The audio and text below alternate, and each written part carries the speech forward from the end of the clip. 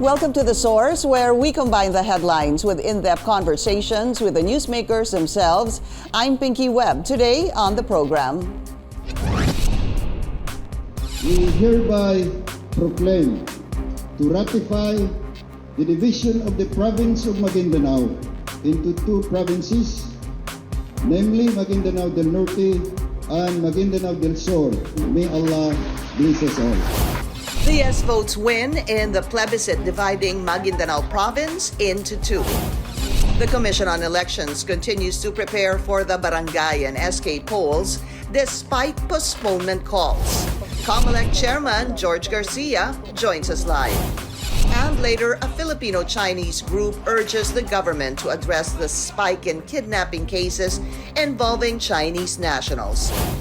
Federation of Filipino-Chinese Chambers of Commerce Industry President Henry Bon Leong tells us more in the program.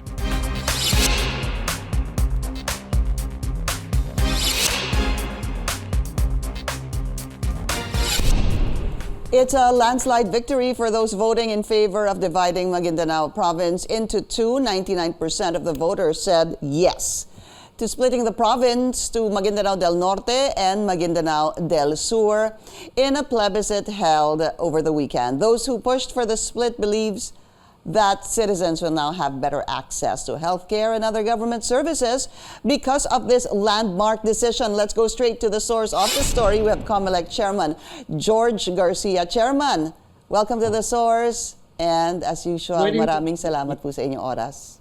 Hiling po at sa lahat ng nanonood at nakikinig po sa atin. Kakabalik niyo lang, Chairman? You just got back? Yes, ma'am. I'm already here at the Comelec main office. Okay. Tell us your assessment of the Maguindanao plebiscite, sir. There's only one word to describe the election, the plebiscite po of Maguindanao. So it's successful. Very, very successful po ito, Ma'am Pinky. In fact, as you correctly mentioned, 99.97% said yes, 0.23% said no. And overwhelming po at the same time, 86.6% voted during the conduct of the plebiscite. So napakataas po nito considering that 818,000 voters were registered and we were able to get 711,000 more or less na voters who voted on plebiscite day. There was no untoward incident. There was not even a single simple violence that occurred during the conduct of the plebiscite. The people of Maguindanao really trooped to the voting precincts and cast their votes. And at the same time, they were there until the votes were counted. Those are very high numbers that you mentioned a while ago. Let me reiterate them again. 711,000 voted out of 818,000 registered. This is just a approximate, sir, no? 86% ang turnout. Yung overwhelming yes nga is at 99%, and as you mentioned, 0.23% only said no. You know, Chairman, the question really is, would you say the public, the voting public was actually really aware of what they voted for? Yes, ma'am. Well, our NAMFREL volunteers as well as yung PPCRB po ay umikot. Kasama na rin po yung ibang mga citizens group as well as yung mga members ng media natin. At sila din mismo tinanong nila yung mga kababayan natin. At lahat naman po ng mga natanong nila, base rin sa aming assessment, ay nalalaman yung naitanong sa kanila at yung binoto nila sa mismong araw ng plebisito. At ang importante, bago po kasi nagkaroon ng plebisito, nagkaroon ng tinatawag na pulong-pulungan sa bawat barangay at sa bawat munisipyo, which became so successful because it was well attended by the different individuals sa bawat municipality. So we can honestly say that the people were fully aware of what transpired and what was asked of them on plebiscite day. I think there were some residents also in other news outfits, Chairman, that was asked and said, ay sinabi ho kasi ng leader nila ay bumoto lang ng yes. So I'm not sure, sir, if it would be very accurate to say that all of them were fully aware, because I did hear some reports on that. But anyway, let's talk about this, Chairman. It's dividing really the province into two, siguro para po malaman natin, ano ba epekto nito to divide the Maguindanao Province to Maguindanao del Norte and Maguindanao del Sur? So of course, because of the division ng Pinky, there will be two sets of officers already, Opo. officials of the North and officials of the South. At the same time, hindi lang po yung mga from governor down to the last board members, but likewise, they will have to create new offices such as the offices of the provincial administrator, yung pong mga iba pang opisina, department heads for the new province, and of course, magkakaroon din po ng hati when it comes to internal revenue allotment, and they still have to talk about how to shoulder the debt kung meron man yung mismong dating probinsya. So hahatiin din po yan. But at the same time, what I think is very important is because of the division, yung number of provinces originally from 36, ngayon yung North will have only 12 provinces, 12 municipalities. Opo. At ito namang South will have 24. So more or less, it will be very, very easy on the part of the provincial government to manage the entire province. So it will have, again, as mentioned earlier, it will cater to the benefit of the people because the delivery of basic services will be at least mapapabilis sa mga kababayan. Hopefully faster, no? Mas efficient, Chairman. As mentioned correctly, Maguindanao del Norte will have 12 towns. Maguindanao del Sur will have 24 towns. However, am I right, Chairman, si Vice Governor Aini Sinsuat ang magiging governor ng Maguindanao del Norte, tapos si Governor Bay Mangudadato will become Maguindanao del Sur's governor. Tama ho ba yun? Yeah, well, in the meantime, ma'am, that may not be true in the meantime because yung pong provision ng 11550, yung Republic Act na nagkikreate ng two provinces of Maguindanao, yung provision po kasi yun presupposes that there was an election conducted on May of 2022. And it also presupposes that there was already a plebiscite before the May 2022 election. So what will happen after if the plebiscite will happen only after the May 2022 elections, ano mangyayari? Will that provision still be applicable? The Comelec right now is preparing a legal opinion, and we will be coming up with that opinion in the next few days. I do not want to preempt lang muna the action of the Comelec on that matter, on what will be our take on who should sit as the new governor of the newly created province. Okay, at least you clarified that. I wasn't aware of that there were prerequisites prior to, well, of course, having that law passed, there were certain requirements that needed to be fulfilled para po magkaroon po ng governor si Del Norte at si Del Sur. So what happens now? Because number one, is that already, when is this implemented that they're divided into two provinces? Well, ngayon po, technically, from the legal point of view, there is now a legal personality on the part of the two provinces because it was already concurred in by the people, sumang-ayon na po mga mamamayan natin.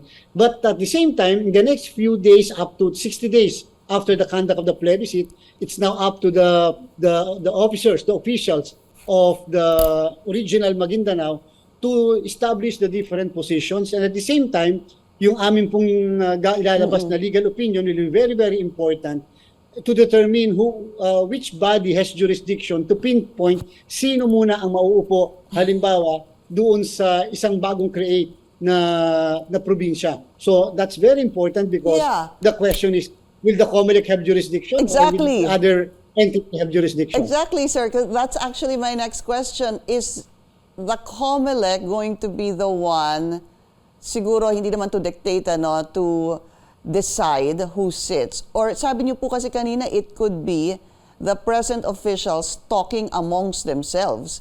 So who has siguro the better judgment or the legal judgment that will be followed? Has there been a president of this, obviously, yes, in the past? before, when we created the Davao Oriental, Davao Occidental. But ma'am, I'm going to answer the question for the first time. I have not answered that question before. And I will answer that question here in your program. As far as the Comelec is concerned, tapos na po yung role namin. Our role was really to conduct the electoral plebiscite. And after that, as far as the Comelec is concerned, then we should have a hands-off policy already as far as the two provinces or the newly created provinces are concerned. So as to what entity, makikiabang nyo na lang po in the next few days ang aming opinion. That will be the subject later on of legal issue and perhaps a question before the proper court. So you will just have a legal opinion on who should parang take over on who the officials should be. It's not as if, mali po ako nung sinabing, may kinalaman dito ang Comelec on who will sit. It's just a legal opinion on which body will decide on who is to sit. Tama ho ba? Yes, tama po kayo, Ma'am Pinky. For the first time, I will answer the question. Yes, we do not have, again, we do not have a participation in determination of who should sit as the officers of the newly created provinces. Who are the likely groups to decide on this? Well, you mentioned already one, the sitting officials. Who else? Just possible bodies, sir. Well, perhaps under our hierarchy, under the local government code, it should be the DILG. I see. How about courts? No, ma'am. Definitely, wala pa pong papasok na courts dito. Courts will only come in the event that an It's action will be question. done by either the Comelec or by the executive I department, see. for example, and that action may be questioned before the higher court. But that's that's a big question mark for probably the people there right now, because after they said yes to dividing the province into two, obviously your next question will be, sino mamumuno sa amin? Sino mamumuno sa Maguindanao del Norte? Sino mamumuno sa Maguindanao del Sur? And plus, this could pose problems in the next days, weeks, or even months. Yes, ma'am. That's why I think, as far as the Comelec is concerned, we'll be coming up with a resolution patungkol sa issue na yan, either tomorrow until the latest will be Wednesday, so that immediately that issue may be resolved. And although you mentioned already kanina, nasabi nyo nga po, ito yung posibilidad na uupo, Opo. but we do not know really. It will be up to the proper department to decide on that matter. But quickly, sir, sabi niyo there was a precedence. Hindi ho ba? Yes, ma'am. And in that precedence that you were referring to, what happened? Yeah, of course, the vice governor should always sit as the governor. But, ma'am, in this case kasi, as far as the provision of 11550 is concerned, the one that created the two provinces, that already expired. Opo. Because that provision presupposes a situation prior to the conduct of the May 2022 elections. So meaning, parang during the interregnum, sa panahon na wala pang halalan ng 2022, sila yung mauupo. Ang problem po is, paano kung natapos na yung May 2022 election, wala namang plebisito na nagawa o nangyari, so paano mo nyo po i-apply yung provision na yun, ay applicable yun prior to the elections. The 2022 election. Right. The plebiscite happened after the election. So what happens now? After the conduct of the plebiscite before the 2025 elections, who should now sit in the meantime? Yan po, wala ngayon sa provision of law, and therefore, that will not be the subject of interpretation. Wala po dun sa 11550. All right, sir. We need to take a very short break. We will be right back.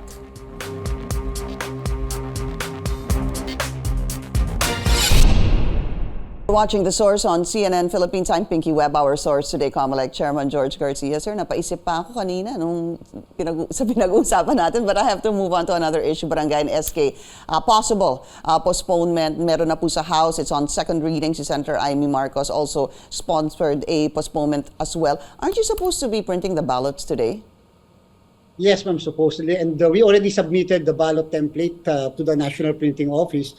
The NPO is supposed to start the printing today for the entire month, or 1 month from September 20 to October 20 po. Matatapos dapat yung printing ng mga balota natin. Kasama na rin po yung verification. So again, we are supposed to start the printing of the ballots today, and we are waiting for the information coming from the National Printing Office. But will the NPO really start the printing today? Yes, ma'am. We instructed the NPO to really start the printing of the ballots. Of course, may mga kinakailangang ayusin pa sila tungkol dun sa ballot templates namin, but the instruction was there, given to them by the commission last week.